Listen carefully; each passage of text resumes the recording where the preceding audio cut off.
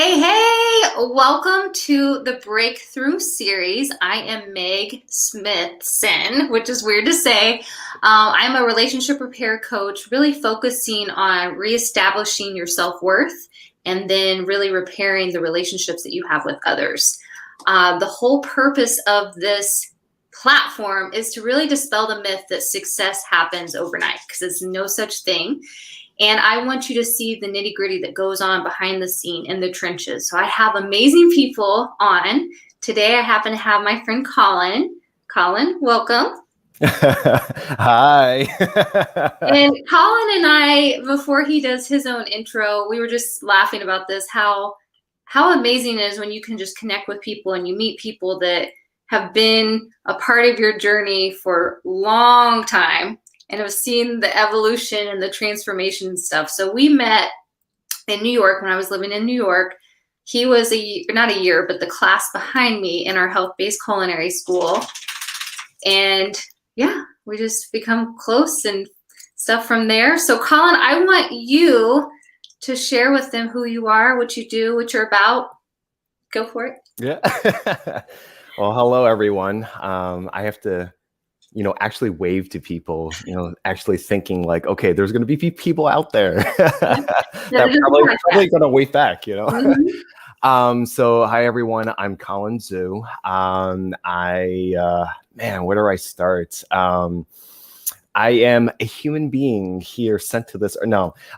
So I'm a very good friend of Meg, who I call Sock, and that is another story in itself.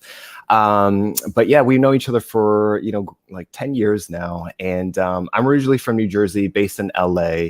And I'm a physician by trade, and I'm also a entrepreneur, and I do a whole bunch of stuff. And it's just loving life right now. And I'm really thankful for you to bring me on to your show and getting into the nitty gritty of stuff. We have so much. We already talked for like 45 minutes prior to this, which is fun. That's part of the fun of connecting and being on each other's platforms and stuff. So part of true connection and leading into someone to either help guide you, coach you, be a doctor, be a chef, like you're all of those things, is to really see some of the struggles that they've been through. Because especially when you're of someone of your caliber, people put you on a pedestal and they think that you don't go through self-sabotage, that you haven't faced anything, that you were just birthed from the womb, perfection.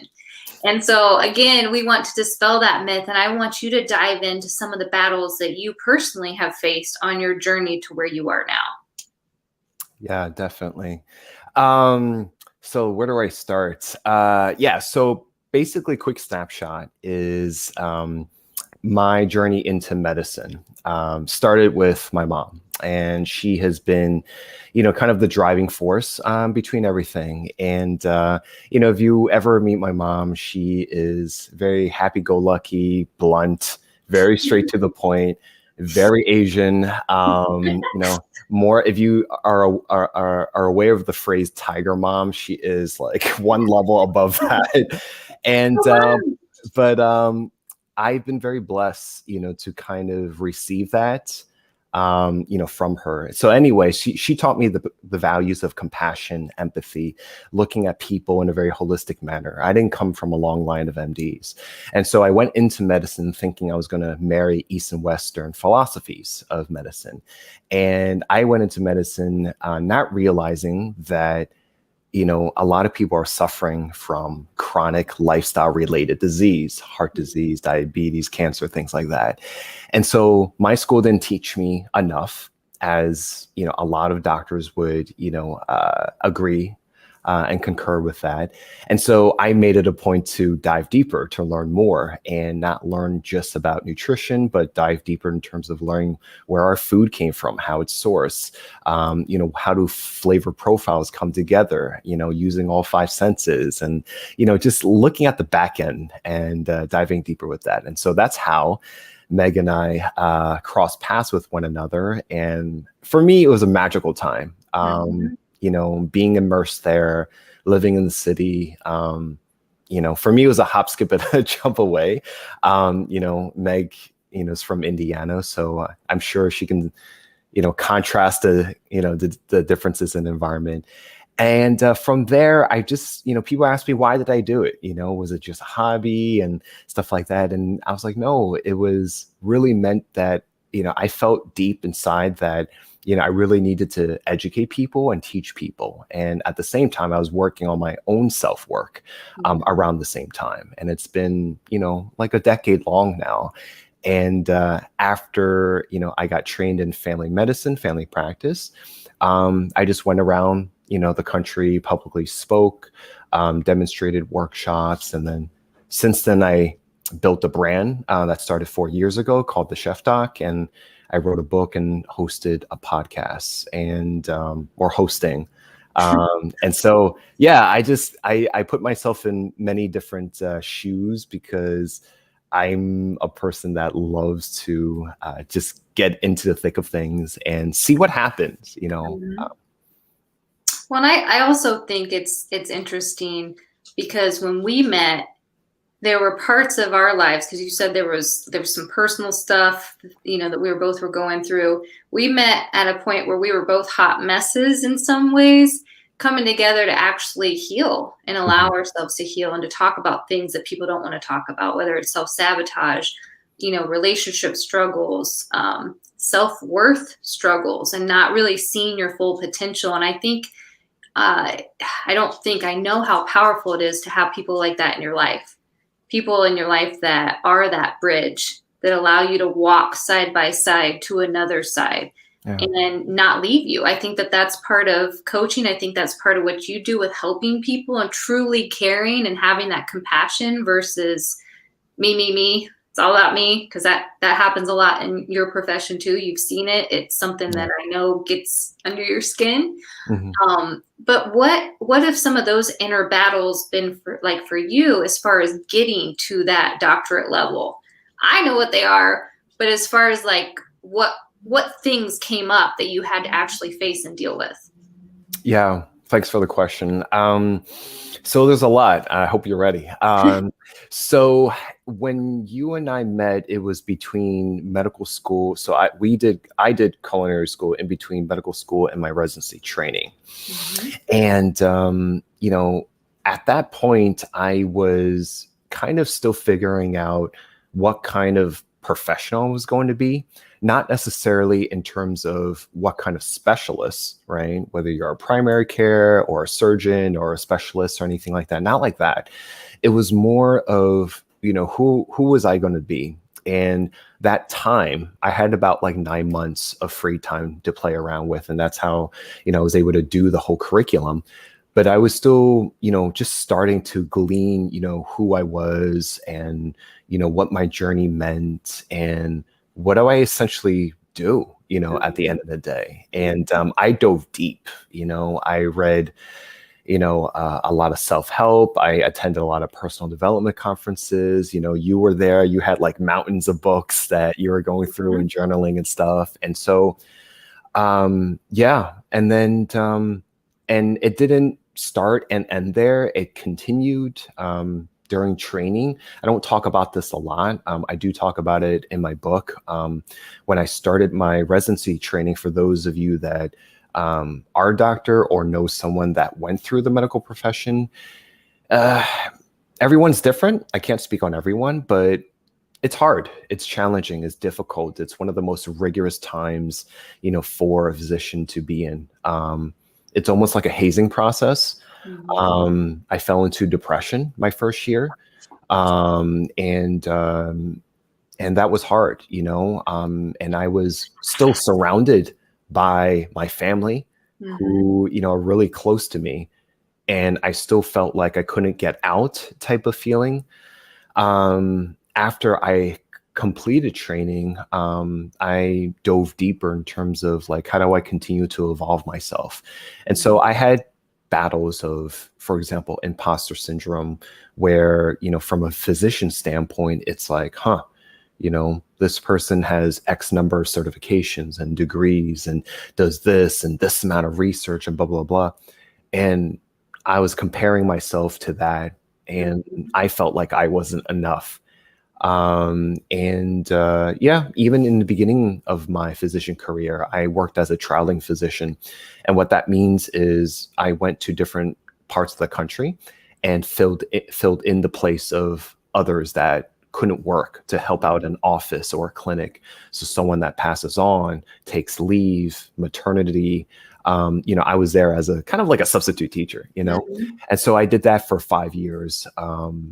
After I graduated from my residency training. And yeah, I went through a lot of personal battles, with that, with relationships and professionally and stuff. But overall, I think the through line was I kept to myself. The common denominator was me at my core, spiritually and energetically, never changed. Mhm.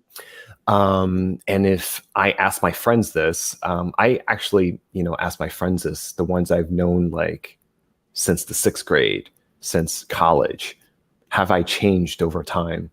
Because sometimes, when you go through college or go through a graduate, program or get into a certain career, certain people change, you know what Mhm. I'm saying? And I was really relieved that I didn't. I felt like I didn't, but it's like I needed that outward perspective. And so the through line of it all was, I kept to myself. I remained authentic. I remained honest because at the end of the day, no matter who I became professionally or publicly, I needed to know that I was being a role model and whatever I was preaching, quote unquote, out there, that I walked it. You know what I'm Yes. saying? I walked it, I struggled with it. I triumphed through it. And I wanted to help others get through that. So my whole theme overall, the different things that you may or may not see is the whole theme of it is thriving. And so Mhm. for me, I needed to personally thrive before I can teach someone else how to do it. Mhm. Yes. And again, that's a misconception that people think that people doing what you do or what I do, that we didn't have to go through that. Not true. As you say, your through line. I mean, all of these things we do to ourselves first. We have to learn ourselves, and some of them we may not learn until further down the road. But it's like continuing to experiment, just like we learned in integrative nutrition, on yourself first, and then you learn, and then you can add on to that. I know that part of your, like, I call this, how did you break up with the inner bully? Because what happens is along this journey, and especially in the imposter syndrome, all of our not attractive thoughts come to the surface and try to keep you safe and try to keep you in this comfort zone. Like, no, you don't want to do that. That's too risky. So our bully comes out. And a lot of times we think we're being bullied from people outside of us, which, can happen too, whether it's family, whether it's friends, whether it's enemies in school. But what we do is we replay them over and over again, and it becomes the soundtrack of our lives if we're not careful. And then you add that in with our own struggles, and then it's just playing 24/7 over and over and over again. So how did you break up with the bully? Like, what kinds of things did you invest in yourself to get through the Mhm. Yeah. I don't think there was one thing. I think it was multiple things, from my years of, diving deep into books and attending, seminars and conferences. Um, I think my closest family and friends help ground me, Mhm. and that's will continue to be the most humbling part of my journey. Um, I think a big part of it was, this was way before COVID, was I traveled a lot. Mhm. And if you know me, I love to travel. Mhm. And I find that the world, is the greatest teacher. Whether if you're out in the world in your own backyard or literally, half a world away. And I've been blessed to and fortunate and humble enough to touch every continent on the planet. And by doing that by myself, by doing that, you learn through a lot of stuff. Mhm. You learn, what makes you uncomfortable, what you can tolerate, not tolerate, who you choose to accept in your life and don't accept. It allowed me to reinforce curiosity. It allowed me to reinforce open-mindedness. Mhm. And yeah, it was my greatest teacher, you know what I'm saying? And I'm humbled by it every time. And you get to see other people out in the world, their customs, their cultures, how they look at the world. And you also see reflections of yourself in that other person, Mhm. you know? They're experiences that I will, kind of carry with me for the rest of my life. And, um, it's a magical place, you know what I'm saying? But it's also just as important to travel deep within yourself as well. And throughout that process, I journaled and, a lot of it went into my book and, things like that. So I think traveling was a large part of breaking up with the bully, which Mhm. I think it's a process. I think it's a practice. I don't think it's, unless you can turn off your mind, it's a constant, better managing system that you create in terms of like, quote unquote, suppressing it. Mhm. So, Well, I was also thinking too, this was something I think that was left out, especially during your biggest struggles, your biggest battles. Around the time when we met, you had a coach. I remember you had mhm, a coach and you had someone that, like, the power of coaching is for them to see something in you that maybe you lost sight of, or that you didn't know was there, or they saw the potential in you and they could help feed that, mhm, get you out of that funk. And I think that the power of coaching is one of the greatest investments that you can give to yeah, yourself, especially when you're in a funk. So I don't know if you want to talk about that at all, because I was like, Colin, you sure. gotta say that. I know you had a coach. I've actually had three, to be honest. I've had three, and um, I definitely advocate therapy. Mhm. I've personally haven't had it, but I've had coaching, and I've had three of them. Um, and they kind of served differently because my life over time evolved, right? But in the beginning, I was like, "What am I doing? What am I doing? This is crazy." Things like that. But I was struggling at that point. Man, I was really at my lowest, I would say. And, I needed someone outside of my family, Yep. because if you come from a supportive family, they have their perspectives and opinions. But what's tied with that is emotions. There's an emotional energy that's tied with that. And that sometimes can create a very cloudy situation. Mhm. And so the coach is more of an objective point of view. They don't really know you. They don't have emotions involved. They're not really a tie to you. Mhm. And so, and it, people come in different forms, there's different styles of coaching. The one that I have initially was more of a spiritual intuitive. So she was very energetically sensitive.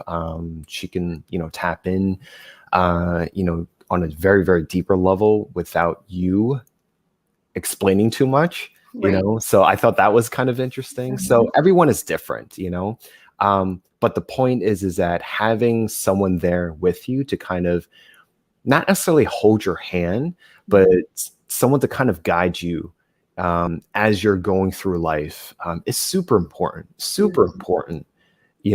I personally can admit that I don't have everything figured out. I've had a lot of people that I needed to rely and depend on and needed their support. And Mhm. I stand on the shoulders of others before me.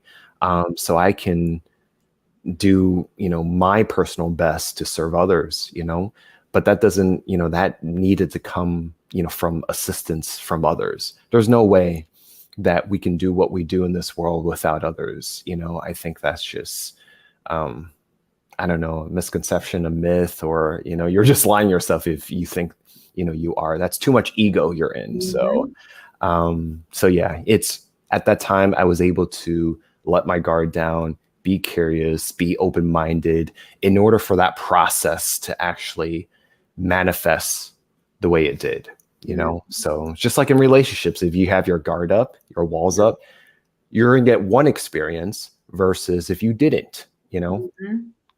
No, and I think it's amazing, especially I think that this is a topic of conversation that doesn't get discussed that often. Mhm. Because some of the people, for example, that I looked up to, I didn't realize they'd ever had a coach. They never talked about it. So I just thought, again, like I said, that they just were born this way and they didn't have the same struggle. So I think when people openly talk about it Yeah. and talk about the investment versus the return, like, can you imagine, looking back at your life pre 3 coaches ago, how stuck you might still be? Because, like you had said, your family has feelings that are attached. They have all your mistakes that are attached. They have all the mess ups, all the things that are still attached to that. So they're going to be more wary of you trying something new. They may want you to do it, but they're like, hey, remember that time where these coaches, they don't know that yet until you start sharing that information. They just see what you bring to the table for each call. And again, it's almost like they give you a lifeline of belief, like, here you go, just use this for right now. Let's see if it helps carry you over just a little bit versus staying stuck, in the mind drama, the bully drama. Yeah, and if I may, I will share this is that, I didn't grow up with a strong, male figure. I'm a first generation Chinese American. My parents are immigrants, and my father was not that role for me. He was there physically and provided what he thought that he needed to provide. But I didn't receive, that kind of like male emotional support that I needed. And I'm an eldest sibling. So I don't have an older sibling to go to, you know what I'm saying? I have a lot of male friends that I eventually needed to rely on, but over time I needed to kind of cultivate myself more. So that ties into it. There's a lot of my inner bully or inner critic was, I put a lot of pressure on myself. And that comes from many different sources.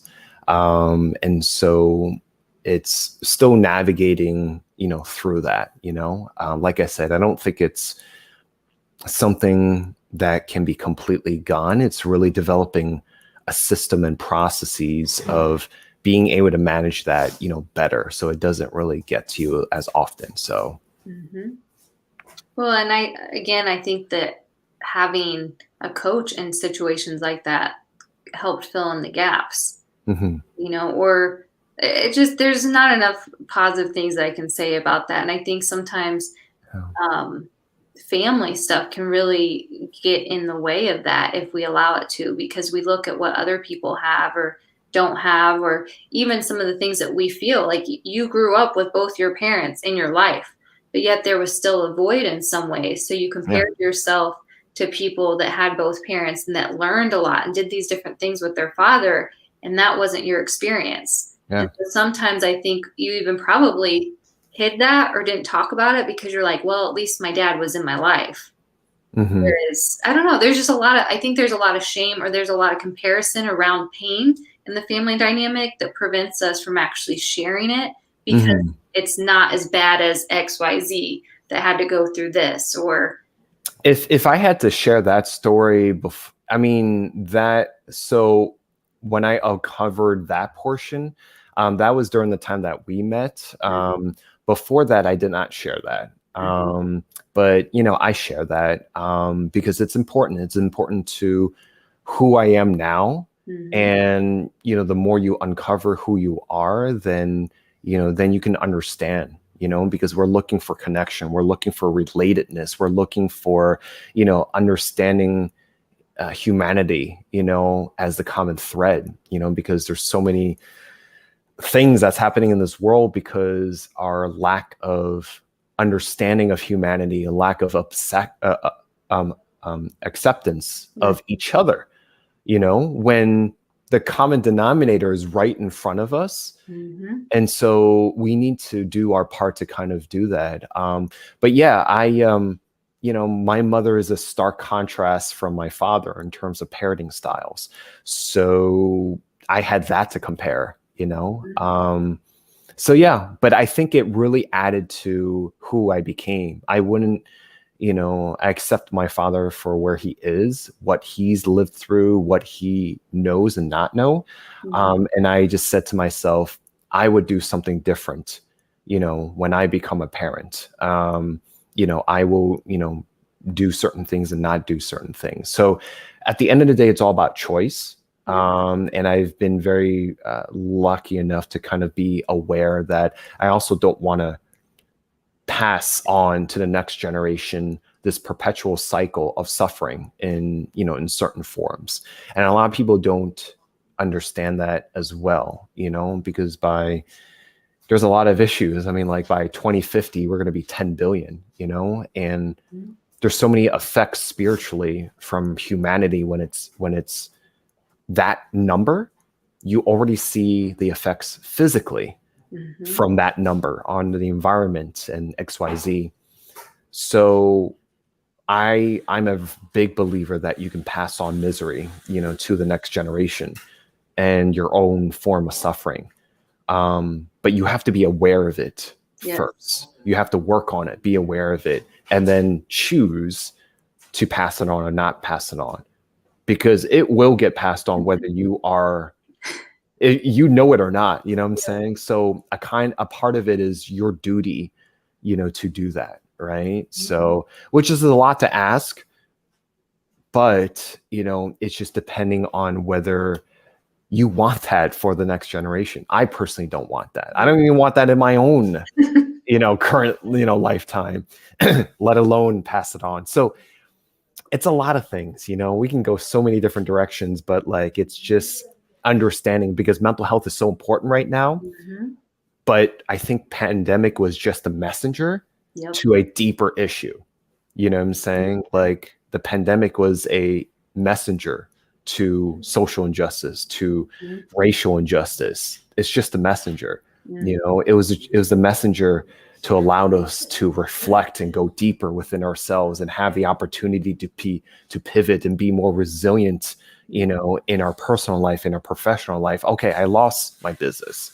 I'm a small business owner. I lost my business, or I lost my job, or, but it gives you the opportunity, because I'm more of a silver linings guy. It gives you the opportunity to, find something different and look for something better for yourself, for your family, to pivot. And I think that's the greatest superpower as a human species, because we love looking up to superheroes. Mhm. That's our superpower, is our resiliency and our ability to pivot. So. Well, and I think that that word in of itself leads us to your big thing, that is something that you've become, something that you're representing, something that is your brand, something that's become your baby during this whole thing. And so before I even get into that, I think it's really neat to go through the process. Like you figure out, like what we've talked about, your battles. You figure out how to break up with them, and how to get out of your own way and out of your own head, so that you can do epic stuff in the world, like I'm about to share with what Colin's doing. So someone he's become, besides the chef doc, besides an author, besides an epic human being helping people live their best lives and to thrive, he is now officially, almost, it's almost out there, a virtual summit creator. And so what that looks like, and I'm going to have him dive into it because this is an invite to you guys, is he's created a virtual summit during a pandemic. There's 5 different pillars. All of them start with an R. One of them is resilient. And another one I know is relationships, because I was a speaker on that. But they're all tools to really help you get out of your own way in those 5 different levels. And it's amazing. I'm already so excited and proud of you to see this thing, like that you had an idea and now it's like coming out into the world. So share with them what it is, the purpose, and how they can get their hands on it. Okay, here we go. So I'm very excited to let you guys know that there is going to be a summit coming your way on May the 5th. And it was very intentional. And it's called the Thrive Formula. It's under his name. It's right there, on my right name. there. And so the Thrive Formula is basically I like to describe it as it's a virtual summit at the end of the day, but how I would describe it to people is that it's a thriving masterclass series, and it's based off of the 5 pillars. Some of them do start with R, so it's relationships, resilience, community, Oh, I think they all start with food, R. food as medicine, and functional fitness. Why did I think they all start with R? I was trying to figure out how you were going to do those two. I'm like, Rex. RX, yeah, that's a really good one. So yeah, so the 5 pillars. So I chose these pillars because through my personal and professional experience that, I shared a little bit with you guys just now, I personally needed to thrive in my own life. I needed to, live, a very deep and fulfilling life on my own, not knowing that I was going to do this. But I was like, why am I here? What am I? What is my purpose? And I just love life. I love living it. I love learning about it. I love tripping over it. I love making mistakes. I love failing. But what happened throughout that time was I kept going up. I kept getting up. I kept pushing myself forward. People continue to push me forward. And so, I started the Chef Doc 4 years ago. I wrote a book about thriving. I host a podcast. But my latest iteration with the summit came during the pandemic because I said to myself, how do I impact and inspire people more? Right. As a physician, I really, really enjoy teaching and educating people on a one-on-one basis. But I felt like that was a very inefficient way to reach people. And so that's why I created my brand 4 years ago. The virtual summit is really to acknowledge that people are living in a virtual space. I love being in the world, in person, interacting with people. But I said to myself, what can I do more to impact people? And so I had this crazy notion of, doing a summit. And I just pretty much gathered 50 plus, it's officially 52 speakers, experts, passionate people like Meg, to really come on and help me do this because I knew that I couldn't do this by myself. And I take elements from a scientific medical conference that I enjoyed. I take elements from, a personal development conference that I enjoyed over the years. And I just really blended them together. So what you'll, get is, you have 50 plus hours of sessions talking about each one of those pillars. We talk about why we need to reestablish cooking as a lifestyle using, from a more whole foods, plant-based approach. We talk about why we need to continue to move, not necessarily to achieve an ultra marathon or to compete at a CrossFit Games, but how do we stay limber and flexible and maintain our physical bodies through life's day-to-day obstacles? We talk about relationships, our relationship with ourselves, our relationship with others, and, our relationship to something bigger than us. Resiliency, man, and an emotional and mental toolkit on how to combat things in front of us, people, events, life's curveballs, trauma, our past. We talk about community, how to be of service to someone else, how to lead by example. What is our environmental footprint? Things like that. So you get demonstrations, you get food demonstrations, you get fitness demonstrations, you get really, vulnerable talks, kind of like what we're doing right now. Almost exactly what we're doing right now. And it's powerful and it's there forever. It's not a one-time deal. It's not like a 1-week event. It's there forever. It's not a live event. They're all pre-recorded, but it's evergreen. You'll have lifetime access and it's there to help you. My hope is people come away with 3 things: inspiration, education, and practical tools on learning how to thrive. You know what I'm saying? And it's so much. So No, it's already awesome. Who was your guinea pig? Meg was he was very courteous in being our first, session. You're like, you want to be my guinea pig? I'm like, yeah, Because I was like, this is all or nothing. So if this session sucked, well, I'm not doing this. No. She was amazing, obvious, because she's amazing at what she does and her story. You guys know her, and yeah, we just dove deep into everything revolving around relationships. But we have a lot of other good speakers talking about just different things. The website is there. The website is oriented in a way where the speakers talk about, I have it listed what they're going to teach. And I think I know you're going to get a really, really unique experience, because personally, I haven't been to a conference. I created it from the perspective that I wish I had this when I was a medical student, when I was, a lot younger person, going into the world, because we came into life, without a instruction manual. And so I wanted to kind of curate an experience, a series for people that, at least offers a foundational, what I like to call a thriving toolkit, for people. And so, yeah, it's my first one. I hope you enjoy it. And it's a lot of fun. So. Well, and I think it's really neat from being a part of it and also getting ready to watch it, like, actually be birthed into the world. The variety of people, there's me included, there's 4 people in it that I know. And just being able to touch on different points. So it's kind of like, one of the things we used to love in New York was to grab hot tea or coffee or whatever and chill and like talk. So it's like being able to dive deeper and just listen to other people's conversations that held a safe space to allow them to open up and share. And essentially that's what you've created. You've created a safe space for people to show up, become aware of some problems or some issues or, things that they didn't even know what was going on with themselves. Like, oh, me too. And then having the solutions or the toolkit, like you said, in order to, apply it, because that's a big thing that you want to do. And that's what I want to do too.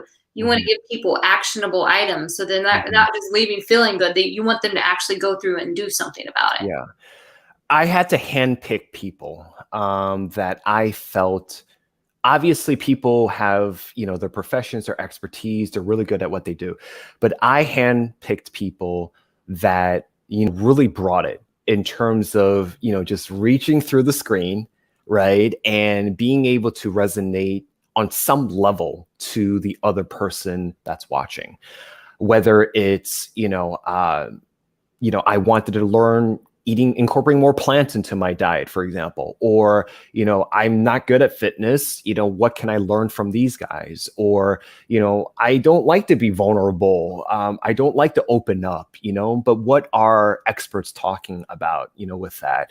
I didn't know that, as a human species, we are doing this to our environment. We talk about that. So I've done my best to kind of curate, every angle, not just from an individual, because in order to thrive, it's important to do that on an individual level, but it's more important to do that as a community, as a tribe, as a network. That's why Meg has her, Slayers, group, and her community, and she's doing, her best in leading that pack. And I wanted to create a community, for people as well.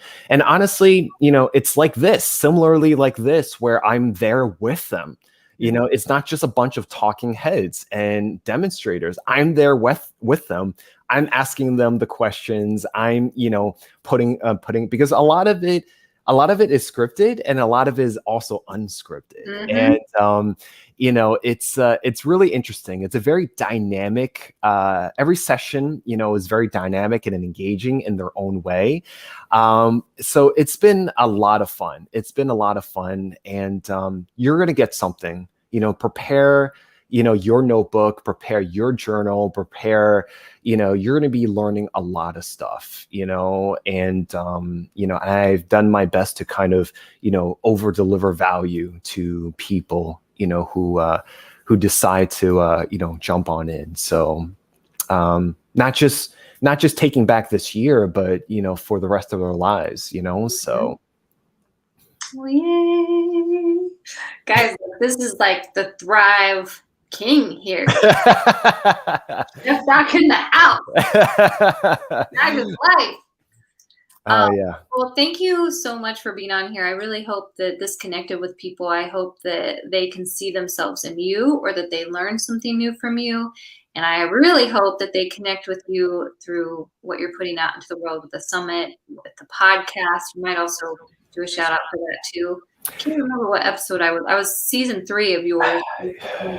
Ooh, I do not remember what season you. Well, Ian, but to give you something with that, I remember there was one day, like, I hadn't listened to it yet, and I like saved it to listen to it, because you have to kind of be in the right frame of mind to hear yourself sometimes. And I remember I was in a state of mind where I needed my own coaching. I was like, "You did a good job, Meg. I needed that."